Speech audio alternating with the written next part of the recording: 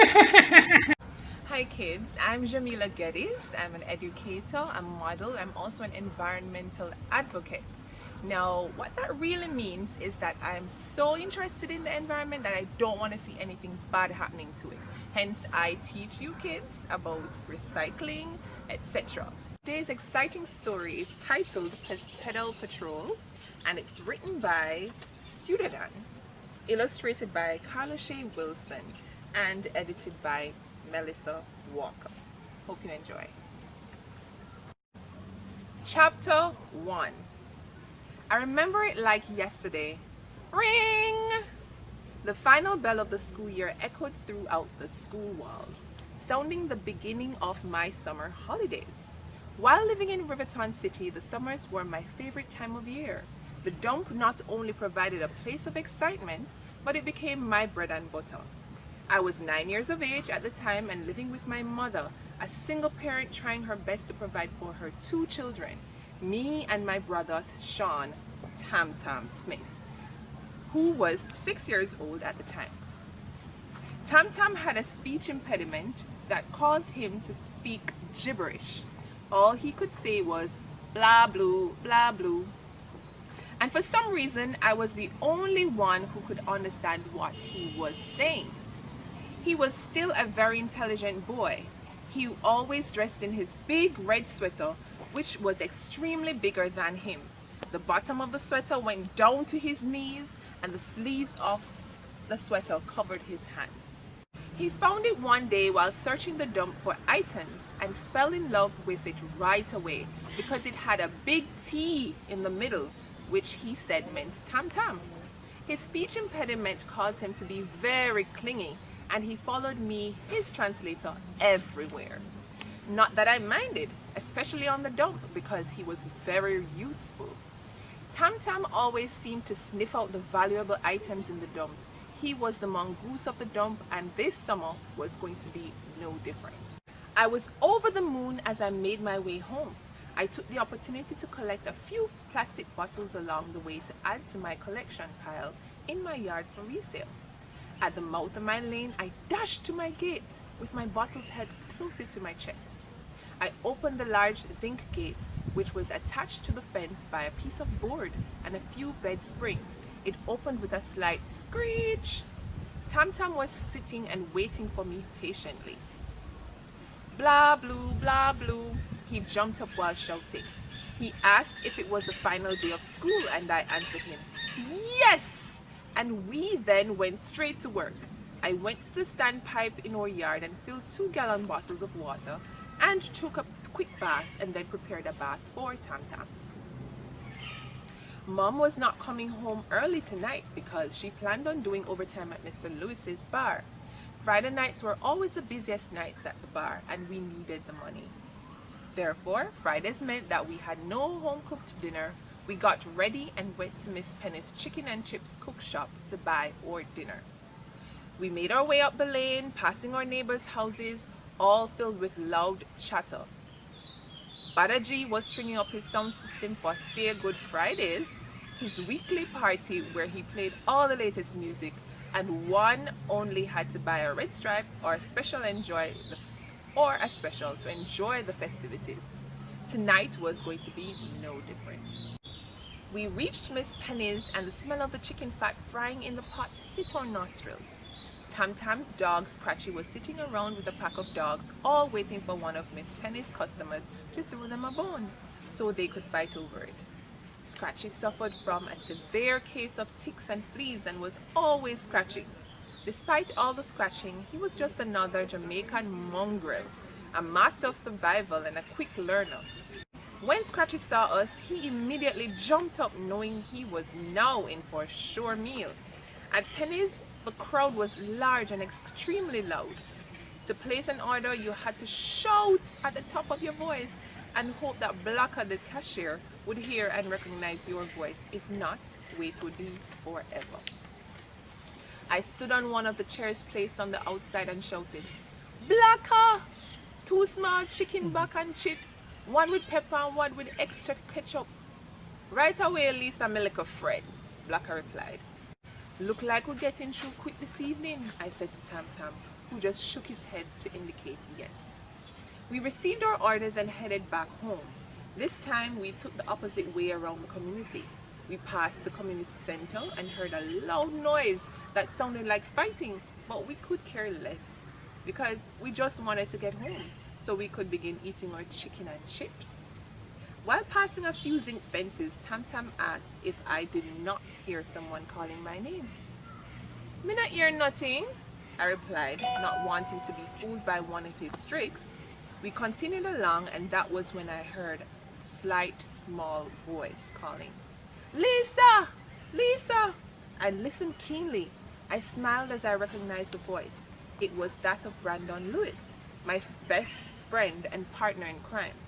Brandon was also 9 years old and a sports star who excelled in every sport he played. This caused him to become very popular. He loved playing football, and his dream was to one day play for Jamaica at the World Cup like all the other great players. Brandon lived to play football. He called it his God-given ticket off the dump. It was a dream for all of us, as we were taught from an early age to get off the dump by any means necessary. Be it through education, talent, or whether it was good or bad, we just needed to get out. But for me, our problem stemmed further than just getting out, and that is a topic not many would listen and 9-year-olds speak about. Chapter 2. Brandon ran and jumped a few fences until he got to his gate. He opened it and smiled, and I smiled back. Tam Tam took a seat on the sidewalk and started eating his dinner. "Brandon, I finally summer, and this one I gonna be the biggest one when it come to making money for your pockets," I said excitedly. Brandon was equally excited, and that was one of the reasons why I liked him. He was always dreaming about finding the next big thing on the dump.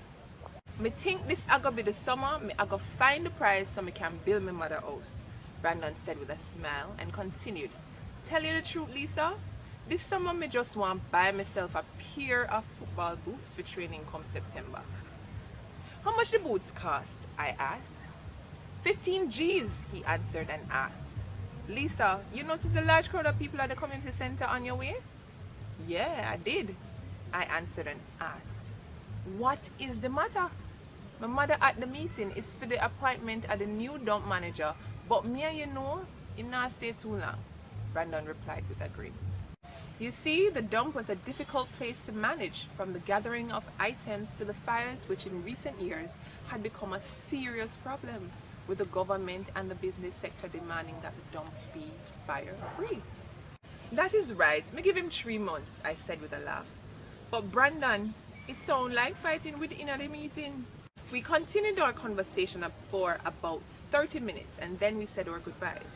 While talking, Tam Tam had finished eating his dinner and started eating some of mine, which I did not mind because I was only focused on tomorrow and the beginning of the treasure hunt without a map of the dump full of endless riches. Saturday came, and Tam Tam and I got up very early, and I did our Saturday morning chores. Mom prepared breakfast and was off to work, which was going to be another long day. Just as she was about to leave the house, she said, "Listen to me, Lisa. Stay away from dump. Stay in your yard." I was shocked. All I did was smile. She never had a problem with me going on the dump before, but in my head, what she said was never going to happen. As soon as Mom left our eyesight, Tam Tam and I got on our bicycles and rode around the community to the arranged meeting point, which was outside the Coconut Tree Pub at the front of the community. Some minutes later, Brandon also rode up on his bicycle. We greeted each other and began to make our way to the dump. The sun was out in all its glory, and we could tell that we were getting near to the dump by the smell of things and the sight of birds flying overhead. Upon reaching the dump, we were greeted by the sight of workmen out in their numbers constructing a large fence separating the dump from the community. At the new manager idea, my mother tell me last night when she come home that him a come with a lot of changes. changes that are going to affect the community and how we see and use the dump, Brandon said. I was hearing what Brandon was saying, but the dump was too near and my blood was pumping. Time for the searching, I shouted. We rode onto the dump and jumped off our bicycles and started to search for items. Tam Tam was in full hunt mode and had already found a few items that he placed into the wagon at the back of Brandon's bicycle. A black van slowly pulled up at our feet, and a tall, slim-built man with a large Aki-shaped nose with a whistle around his neck stepped out. "You three are not workmen," he said firmly. As I was about to answer, he blew his whistle. "I don't need a response. Leave the dump. It's now off limits to public." He got back into the van and watched us as we got on our bikes and rode off the dump. Just as we made our way around the new fence, Brandon asked, "What we collect so far?" I was behind him and I investigated the wagon. To my disappointment, only a few pieces of metal worth about $400, I answered. We rode back home with our faces filled with sadness. That's when Tam Tam suggested we should go back in a few hours' time and search again.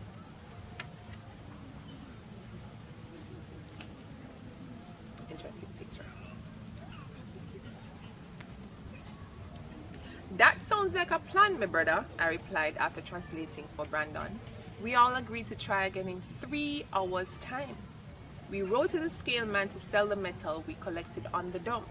We pulled up at the big iron gate that had a large sign that read, "Metal a buy."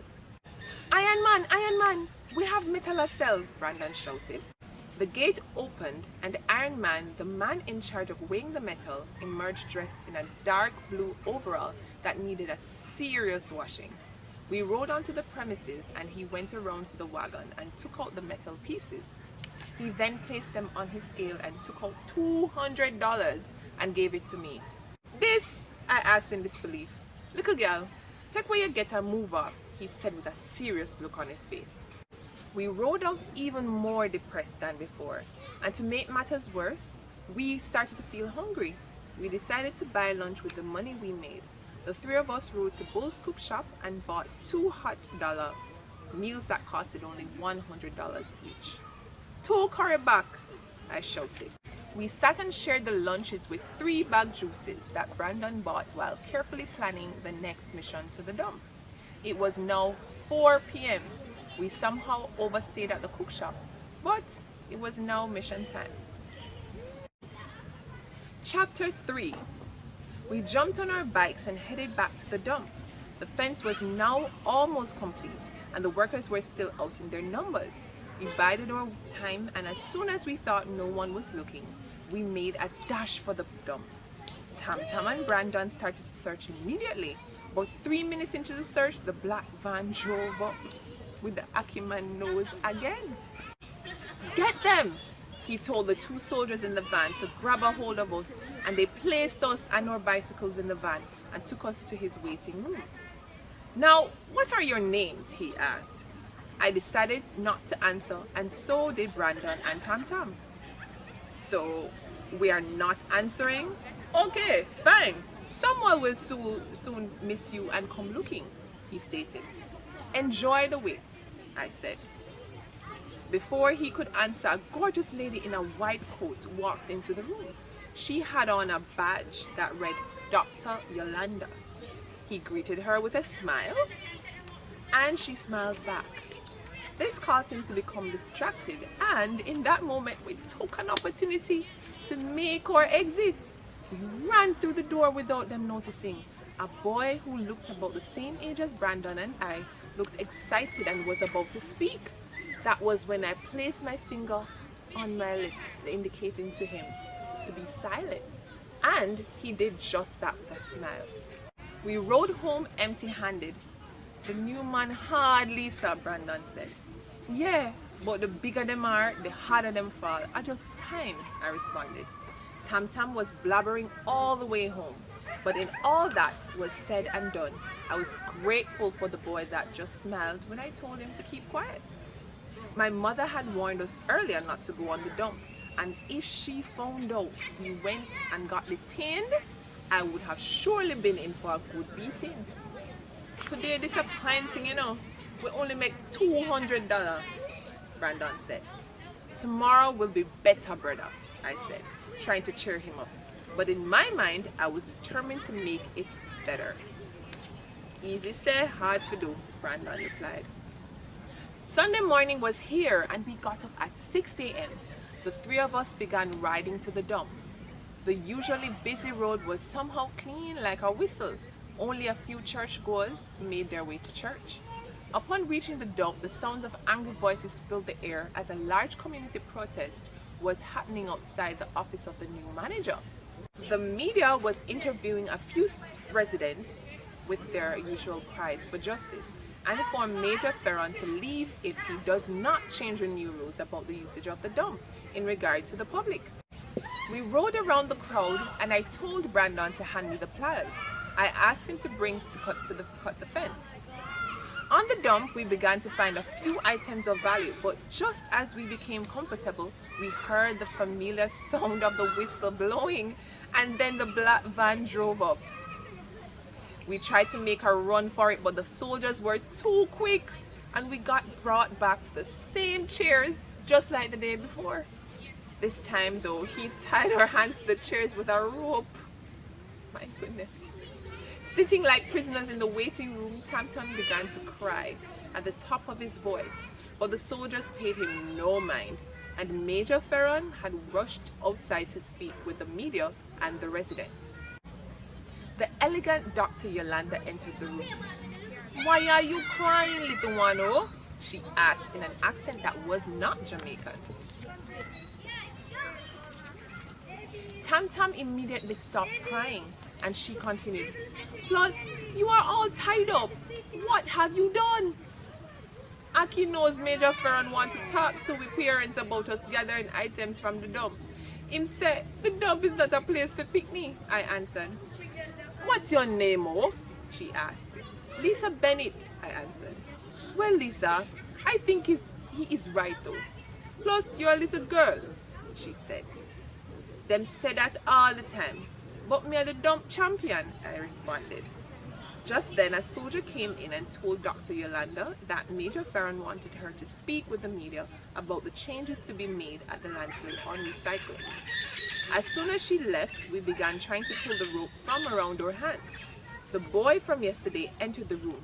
His eyes lit up once again, and he ran over to us and started to help us pull the rope. But after a few seconds of trying, he stopped. "I have no idea, oh," he said in the same accent as Dr. Yolanda. He ran into the bathrooms and came back with a stick razor that he broke and used the blade to cut us out of the ropes. Tam-Tam ran over to him and gave him a big hug to say thank you. "What your name?" I asked. "Ajamu Yolanda, and the son of Dr. Yolanda, oh," he answered and continued. "May I come with you on your trips to the landfill?" Our mouths opened wide at his question. Brandon then explained to him what was happening with the new rules Major Ferron had put in place. Ajamu went inside his head for a few seconds. "Let's go on the landfill tonight, oh. We can use the cover of night and not be seen," Ajamu said. "That sounds like a better idea, oh," Brandon said with a big laugh. We agreed to try Ajamu's idea and use the darkness of the night to search the dump for items. We quickly said goodbye and rode off. On our way home, I could not help but think about the strangeness of Ajamu, a boy that seemed to have everything but was so interested in searching the dump. Chapter 4. When we arrived home, the community was somewhat back to normal, as Major Ferron had agreed to lighten some of the rules, but only if the residents complied and went home. The new rules stated that no one was allowed on the dump at nights, and the dump was off limits for children. Rules we heard, but this did not change our minds on what we were going to do tonight. While eating dinner that Sunday afternoon, my mind could not settle. All I could think about was Major Ferron and his rules stopping us from gathering items, so we could earn an extra $1 on the nothing we had. After dinner, Tam Tam and I went to bed to catch up on some sleep for what was going to be a long night. I set my mother's phone to alarm at 8 p.m. and we got up and went off to the dump. When we reached Brandon's lane, he was already waiting, so we did not bother to stop. We just joined the riding party. We reached Ajamu's house based on his directions, but the house was in complete darkness. I wonder if I'm the right house this, Brandon asked. Just then, we heard a strange whistle. Then next out of the shadows came Ajamu. He had on a large backpack and was smiling as usual. He got on his bicycle and we quietly rode off. "I'm so excited, oh," he said. "Why are you so excited to go to the dump?" I asked. "It holds a lot of stuff I can use to make inventions, oh," Ajamu answered. "Inventions?" Brandon asked in awe.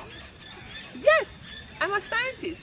I began reading my mother's book from an early age and have now mastered it all from engineering to rocket science, oh," Ajamu replied. "Really? A lie you tell," said in disbelief. Brandon and Ajamu fell behind talking.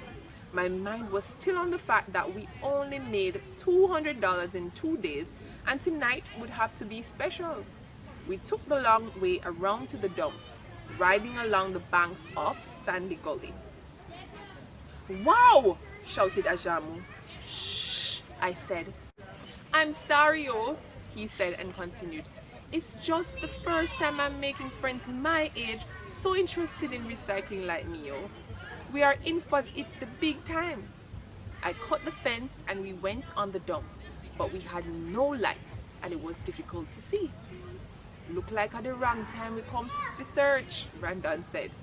"No, I planned for this so. When I was living in Africa, I wanted to study nocturnal animals and I developed night vision goggles to see in the dark," Ajamu said.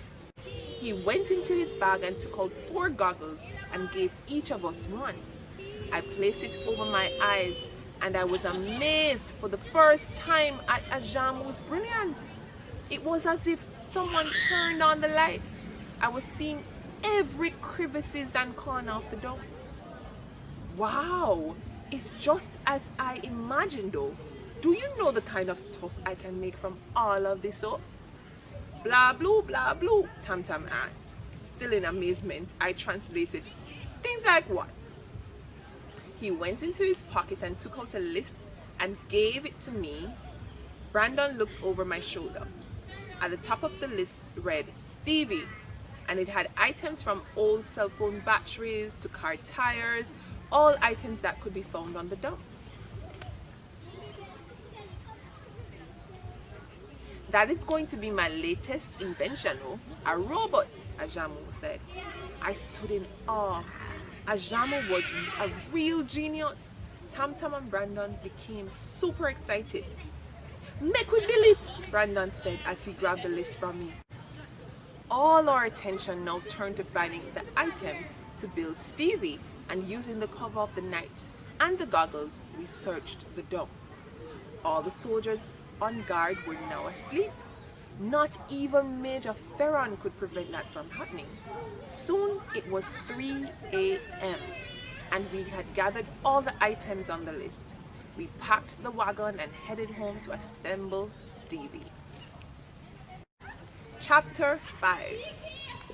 At my house, Ajamu, Brandon, and Tam Tam began to assemble the robot. I somehow fell asleep because of the long day and not sleeping during the afternoon. When I woke up, it was early in the morning and the robot was assembled.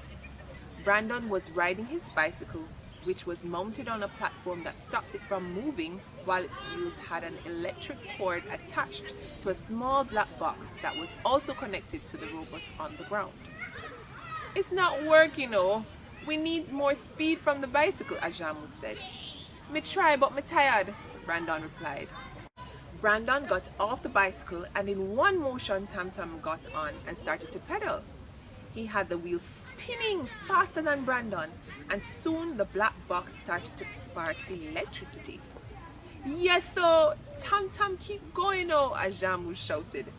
Tam Tam began to ride, standing, which caused the black box to make loud popping sounds with sparks of electricity flying everywhere. The robot on the ground began to shake. Tam Tam, stop! Shouted Ajamu. Tam Tam stopped immediately. The robot continued to shake, but after a few minutes, it eventually stopped. Ajamu had a look of disappointment on his face. What wrong with it, Ajamu? I asked. Just as he was about to answer, the robot made a loud pinging sound. We all stared at its eyes, made from old cell phone cameras, opened, and it stood up with its knees making a creaking sound like it needed oil. It opened its mouth, and the sounds coming from it sounded like a radio being stationed. Let the earth be green and free. Hello, I'm Stevie, the environmentally friendly bot, he said in a mechanical voice. We were shocked beyond our wildest belief. Just then, we heard a loud uproar coming from outside. Fire! Fire! The dump on fire!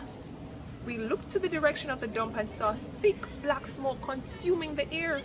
At that time, Mom was leaving for work, and at the sight of her, Stevie fell flat to the ground without her seeing.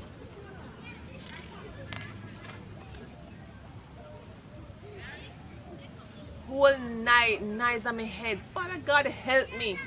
Please stand in at the yard, cause the dumper burn up again. And Lisa, you know how that go. Later, she said, and went her way. Stevie stood up again when Mom left. I can sense that the smoke in the air is very toxic and bad for health, Stevie said. Him smart and can talk with sense, Brandon said. Yes, so I programmed him like that, and that fire is dangerous for health, Ajamu replied. Danger, danger, landfill on fire, Stevie said with his eye glowing a red light. I've got to go to my friends, Ajamu said. When we are going to see her again, I asked. Tonight though, same place though, same time oh, he replied. But the dumper burn up. It's going to take 2 weeks before that gets under control, I said. Stevie oh, we'll see about that though, Ajamu said. As he got on his bicycle that now had Brandon's wagon on it, Stevie jumped in and lay flat, looking like just garbage as he rode off. Brandon went home and Tam Tam and I went inside. We heard the sounds of the firing engines heading towards the dump. Tam Tam went straight to bed. He had a long night. I listened to the radio to hear updates on the dump fire. About an hour later, while listening, I heard breaking news. Good afternoon. This is the REFM newsroom, and the fire that started this morning at the Riverton landfill is out. I can't believe Ajam would do it, I said to myself. I then heard the reporter interviewing Major Ferron and praising him on his quick actions. But Major Ferron quickly stated that just like how the fire started and how it got put out is still a mystery to him. That night we met Ajamu outside his house, and I ran and hugged him. How you do it? I asked. I have no idea what Stevie did, but we will find out soon, he said with a smile. We quickly rode off to the dump. Upon reaching, we placed the night goggles on and could see that the dump was back to normal. Where's Stevie there? Brandon asked.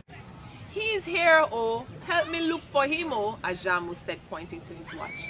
Alright then, Ajamu and Brandon, you go look for Stevie and Tam Tam and me will look for things, I said, and they all agreed. Tam Tam was already looking through the dump for items as Brandon and Ajamu went the other direction looking for Stevie. I began to hear talking coming from a few meters away. I stopped my searching and looked and listened. It was a soldier talking to Big KK and No Smile, who were two noted troublemakers from the community. After a few seconds in their conversation, No Smile took out what looked like a brick of money and gave it to the soldier. The soldier then allowed Big KK and No Smile onto the dump and left the area. They quickly ran on the dump in the direction that Tam Tam was searching, and in a mad rush, They both started to pour liquid on the dump surrounding Tam Tam. No Smile then took out his lighter from his pocket. No Smile, stop! I shouted. No Smile quickly lit the dump and began to walk towards me. The fire was too bright and I had to take off the goggles to see. My eyes soon adjusted to the light of the fire and I could clearly see No Smile walking towards me with a gun in his hand. I ran to a corner of the dump terrified, but No Smile had already seen me. I sat shaking in fear, not only for myself, but I could hear Tam Tam crying for help. He was surrounded by fire. Little girl, ya informer ball out bad man name, said No Smile as he made his way closer. He was now right in front of me with his gun pointing in my face. In that moment, out of the dump rose the tall figure of Stevie. No Smile fired a shot at Stevie, but it just ricocheted off his chest and went into the dump floor. With one thump to No Smile's face, Stevie sent him to the floor, knocking him out cold. Still shaken, I told Stevie that Tam Tam was in danger as he was trapped in the fire. Just then, we heard the cry of Big KK and the sound of a dog growling. Stevie ran in the direction. It was Scratchy, my dog, and he was holding onto the leg of Big KK. This allowed Stevie to also thump Big KK, sending him to the floor. Stevie ran into the fire and took out Tam Tam, who did not look scared, just excited to be carried by Stevie. Brandon and Ajamu soon appeared asking what was happening, and I explained. Both were in shock as Stevie came over with Tam Tam. You guys need to go. I will deal with the fire and the two troublemakers, Stevie said. Yes, sir, we have to go. The soldiers will be here soon, Ajamu said. We jumped on our bikes and headed home with Scratchy behind us. On our way home, we spoke about the incident that just happened and how Stevie and Scratchy saved the day. You know, this is just the beginning of us protecting that landfill, Ajamu said. With Stevie, we're unstoppable. Plus, you can make more inventions for help, Brandon said with a serious look on his face. He was still upset about the incident that just happened. Now, that sounds like a plan. We are here now, I said and continued. Dump protectors! Not just the dumpo, but protectors of the whole Jamaican environment, Ajamu said. We need a name, Brandon said. Blah blue, blah blue, blah blue, Tam Tam replied. I translated what he said. We are the Pedal Patrol. Thanks for joining. I hope you enjoyed every single bit of the reading of Pedal Patrol. Look out for more from Studio Dan. Penpowerment. See you.